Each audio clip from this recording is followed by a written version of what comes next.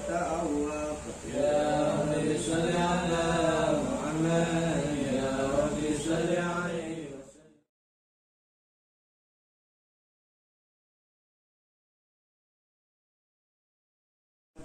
ولا الله ينفع به المتكلم والسامع ولا الله ينفع به المتكلم والسامع فيقول لأيكما في هذا القرطاس ما هو لديه من عجائب ذلك النور معروف وإن كانت الأسنون لا تكفي بأمثال أوصاف ذلك موصوف تسويقا للسامعين من خواص المؤمنين وتأويها للمتعلقين بهذا النور المبين وإلا فعنا تعرف الأقلام.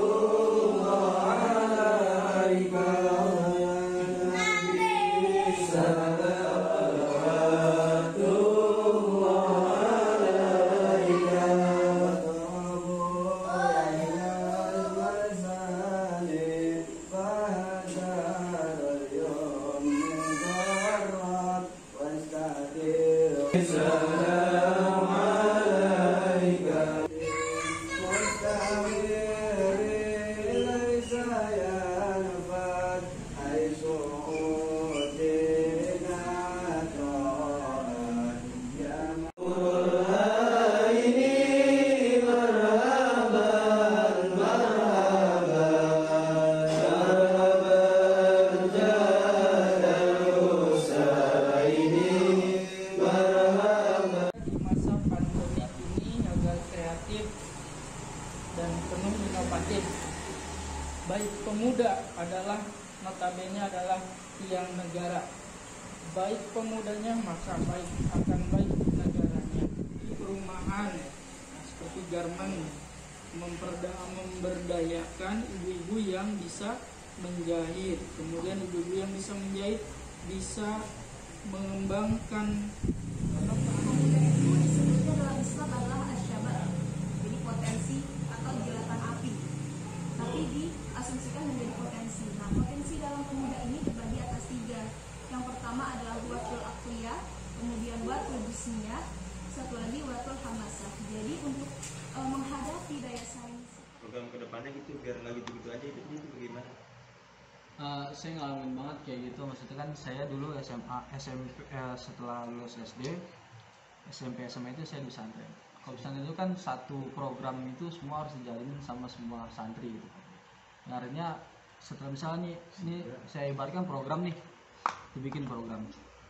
Semua santriwati ini harus ikut program ini. Nggak boleh ada yang bengkok, maksudnya bengkok itu ngadain sesuatu yang baru, nggak boleh. Ini harus ada. Nah, caranya yang pertama kali menurut gue itu, lu kenalin diri lu. Kita bisa apa nih? Lu kenalin dulu pertama kali, lu kenalin diri lu bisa apa? Misalkan bisa ngomong, public speaking, ceramah, atau lu punya skill olahraga, itu dari situ lu kembangin. Dari kembangan itu yang lu tahu bukan jati diri nih ya, apa yang lu bisa lu kembangin, yang akhirnya nanti ketika sudah eksekusi itu sudah lu jalanin, itu mulai nanti ada jalan-jalan aja. Mulai lu tahu lu bisa ini, lu kembangin, itu jangan stuck. Lu harus terus istiqomah gitu selalu, continue gitu istiqomah, nggak boleh stuck di situ. Nah, itu di situ. Menurut gua kalau gua itu lu terapin dalam hidup lu, insya Allah ya kita bisa apa-apanya. Jadi jangan lulus saja gitu. Mungkin kalau di sekolah emang iya. Jadi kalau peraturan apapun itu kegiatan kita nggak boleh ngapa-ngapain kan, karena itu adalah peraturan yang dikeluarkan oleh satu lembaga. Itu kan dari diri lu yang harus mengembangkan, tahu kebiasaan kita apa, kita jalanin, kita eksekusi, habis itu istiqomah. Ya, terus kayak misalkan tadi kan kau bilang misalkan kita buat sebuah program nih ya, nah santriwati atau semuanya gitu yang lingkungan kita supaya ikut program ini, bagaimana cara merangkulnya gitu supaya ikut? Oke, jadi gua nangkapnya biar tidak diri kita doang yang maju gitu, biar sama-sama kita maju. Yang pertama harus dari semangat diri.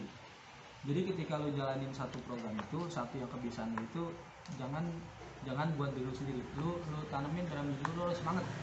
Akhirnya ketika lu semangat, orang-orang ngeliat tertarik kan. misalkan nih nyanyi, orang nyanyi lemes, ada yang enak gak dengernya? Tapi kalau kita nyanyi, kita ngomong, kita semangat, orang lain di kanan kiri kita pasti tahu kan, pasti dia tertarik pun lagi ngapain orang. Nah akhirnya ketika tumbuh semangat dalam diri lu, orang tertarik. Nah itu di situ lu dorong, ketika masuk satu kayak tanya lu ngapain sih, ada lain lagi ngapain sih, itu ngapain sih. Nah di situ lu dorong terus sampai akhirnya orang itu benar-benar tertarik dan ngikutin. Dan satu, ketika ada orang yang mau jatuhin lu, ngejelek-jelekin lu, kata Ali ini fakun ke anaka lantasma walam yakul.